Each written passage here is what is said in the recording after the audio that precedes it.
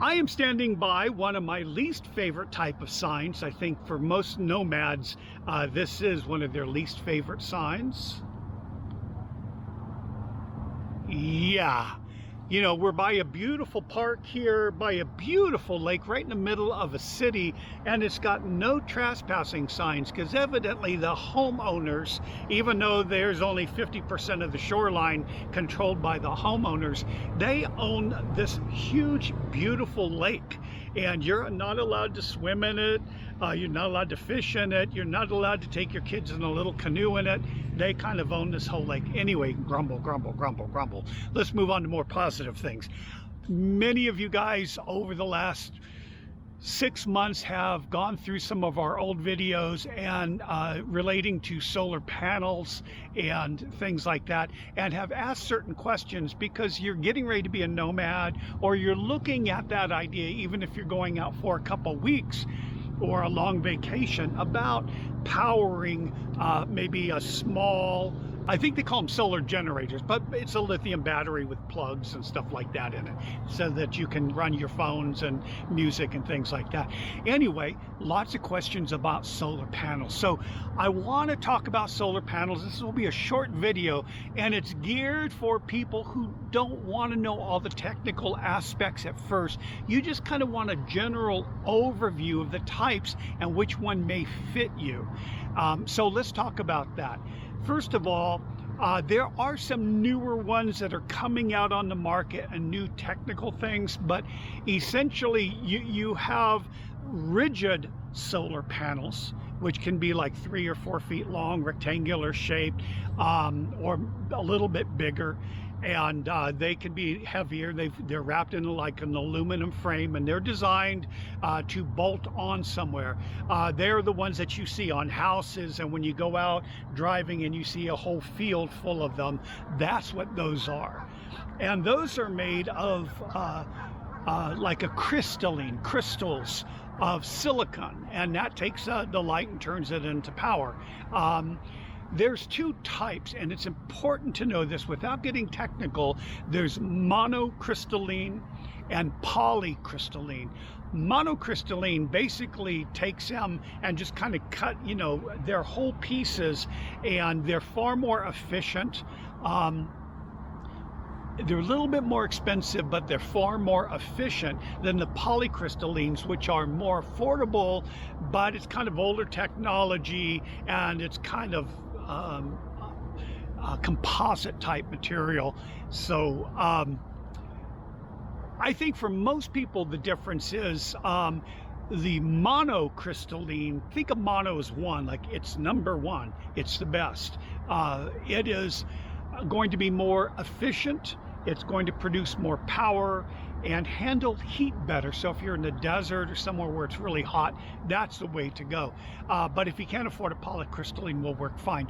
Also, when you have it, you find that if you cover on your panel, if you get a little bit of shade, or if you just put even like 2 fingers or 3 fingers on part of the panel, you're going to see like a 30 or 40% reduction in the amount of solar. It really messes it up. Monocrystalline, not so much. You can cover a little bit, be in a little bit of shade, and still be gathering a lot more power. So monocrystalline is the best. It's a little bit more expensive. Those are the ones that are used for solid framed in rigid panels. Then you've got this thin film composite of silicon, and it's designed to be in those folding suitcases or panels that you can see, I think, you can go to any Nomad website that's really well established. I'm going to put 2 links on 2 websites or YouTube channels that you want to look at, and they will talk more in depth about those types of things. But again, I'm going to stay away from all these technical aspects, but those are the types of materials that are used. So what is right for you? There is no answer. It's really personal preference and common sense. So I'm going to start with people who are living in cars, or smaller vehicles where space is absolutely critical and you really can't put something on the roof or any of that. And then you would probably want to get one of these folding solar suitcases, or the folding panels, which are kind of the same idea, except it may do it 3 times or 4 times. And then they open up, and then you take them out into the sun. Maybe you're camped in the shade with your car, and you get a long enough cable, and then you go out towards the sun, and then you set it up with some kind of usually they have little legs or something that'll support it, and then you can adjust it like that in the morning, and then kind of turn it towards the sun as it rotates. It's a lot of manual labor when you do that. You can do that with rigid panels too if you don't have any space on your roof. I know a lot of people who just have one panel and somehow they fit it in their vehicle. I don't know how, but when they get to their spot, that's the first thing they do is they take them out. Some of them have 2 or 3 of them, and they daisy chain them with cables between them, and then a long cable back into their battery. So what are the advantages of that? Well, one is your car or van gets to be in the shade where it's nice and cool, and then you can set these out. The other thing is that you're going to maximize the amount of the sun throughout the day.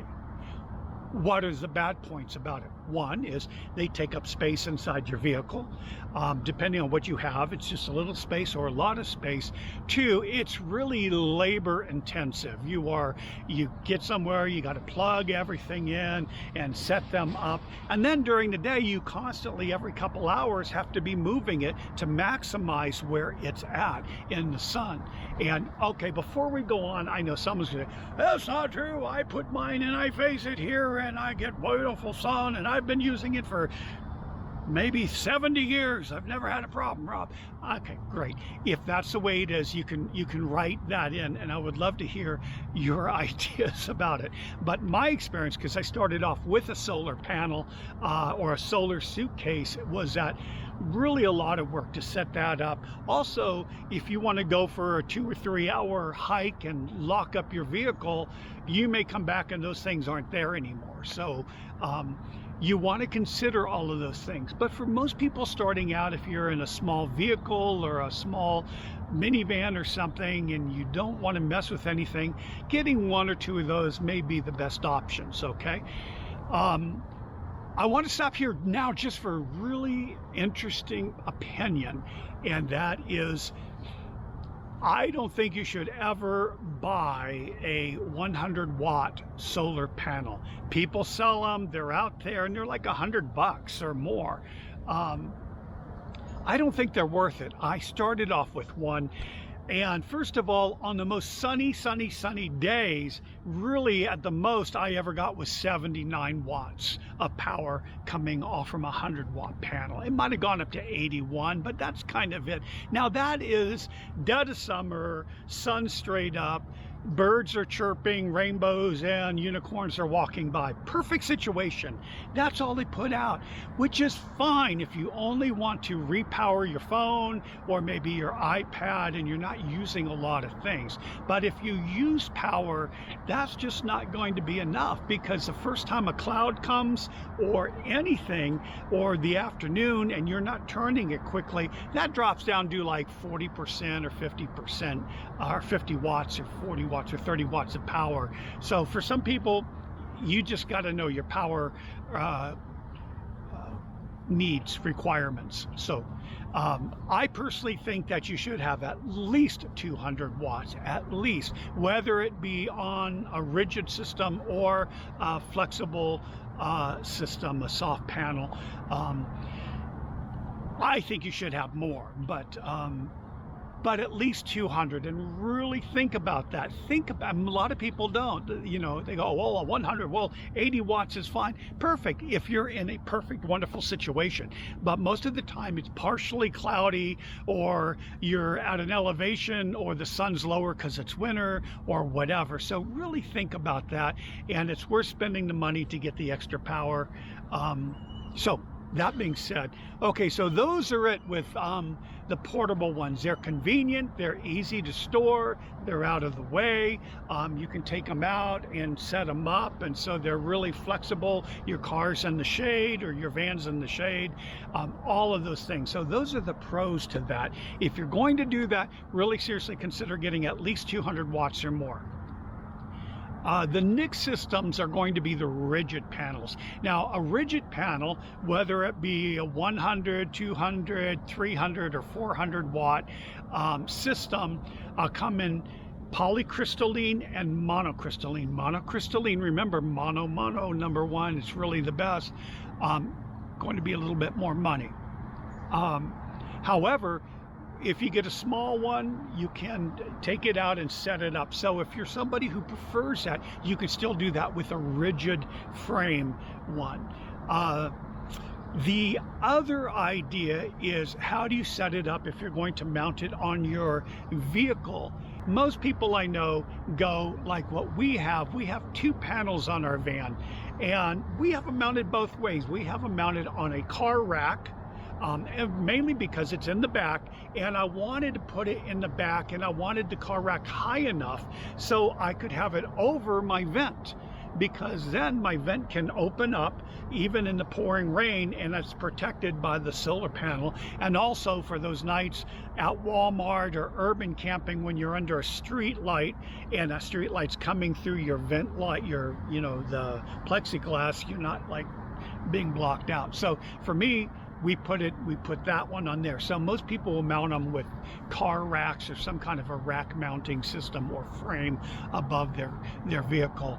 The other way is just to screw it right into the system itself, which we did to the front one. So what do I have? The very first one in the back I have is polycrystalline. It's okay. It was cheap, if not free, and very inexpensive to buy, and it's 200 watts of power, about 230. But again, really, I'm only getting about 175. You lose efficiency for various reasons, but peak season, about 175, 180 watts out of a 200 watt panel. Now, the second one I got was monocrystalline, and that is in the front, and it's 400 watts of power. And that gives me about I can get about 360 watts out of that guy peak time. But again, now, even if I'm looking at 400 watt, oh, by the way, it was only $200. I got it through Santan Solar outside of, in Davis, I think is the name, in the Phoenix suburbs. Okay, so what is good about a 400 watt panel? Well, you know, really between the two of these, that's 600 watts. So even when it's raining and cloudy, I'm still getting about 100 watts, 120 watts between both of them, which is still a lot of power just to regenerate what you need. And most of the time, even on overcast or days, you know, even when the sun's lower in the horizon or upper or over the horizon and setting, I'm still getting a lot of power, and I don't need to be moving around, moving it as I go. So it's on the roof, it's safe, it's not getting stolen, it's not getting vandalized. I don't have to stop what I'm doing every hour or two and move it. I don't have to worry about the wind blowing these over and scratching the panels. I think anybody who's owned these, that you set them up at an angle, have to be aware of the wind.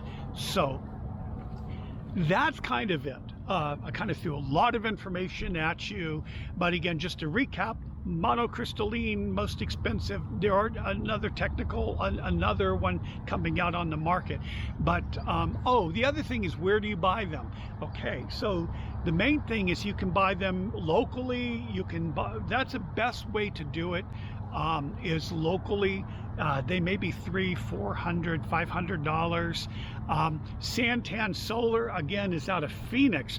However, you've got to figure out your gas to get to where they're going. Now, if you're a nomad and you're traveling around, or that may be one of your first destinations, call them up. They have a huge warehouse full of stuff. Look at my video on Santan Solar and research that. They're really great people there, and it's cheap. My 400 watt monocrystalline rigid solar panel cost me $200, which is cheap. Unfortunately, if you live in New York or Florida and you buy a 200-watt panel from them and you want it shipped out, it's going to be probably $1.25, over half the price, you know, 125, 100, whatever, just to ship it out. Now, if you've got a collective of maybe 30 people and you're going to get a pallet worth of them, it's still going to be about the same price almost, so it's more cost effective. So that would be the drawback of trying to get something affordable, is just to get it shipped out to where you are, or you have to make the effort to get over there. So those are things to consider. Okay, to wrap it all up, just remember, what you buy for a solar panel really depends on physically how do you want to function while you're traveling. Is it something that you have space for, either in your vehicle or on top? And that's going to determine a lot, whether you buy a flexible or a smaller suitcase type design, how much power you need. Again, I really don't recommend 100 watts unless you have minimal power needs. It's much better to get at least 200 watts, save your pennies, and do that. The thin film. Okay, then you've got the monocrystalline or polycrystallines, and those are ones that either can be on rigid frames that can either go on the top, mounted different ways, on the side, mounted with a hinge, or if they're small and rectangular, you can take them out and travel. But again, you're going to have room in your vehicle to carry it, to set it out, and a cable long enough. Okay, that's kind of the overview of just some things to think about. I'm going to put 2 links again down below, for you to follow, and then once you get to those YouTube channels, you can go through and find out anything you want about solar power and that. And of course, there's always Bob Wells' Cheap RV Living, where if you're watching this, 99.999 of you know about him, and he's got tons of information too. But I don't think anybody really covers what determines what you need, and hopefully I did that for you. If so, please give it a thumbs up, like, and if this is your first time, everybody subscribes to our channel, so subscribe, tell your friends, please share, because that really does help us grow. And if you have any questions or comments, or you disagree, or if I forgot something, or if I misspoke, please put it down in your comments. I love your comments, all of you folks that are commenting and helping us out on Patreon. The links are below. Thank you guys so much.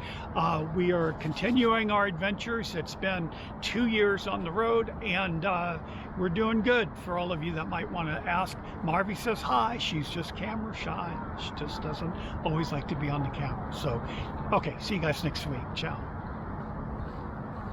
Can you believe it?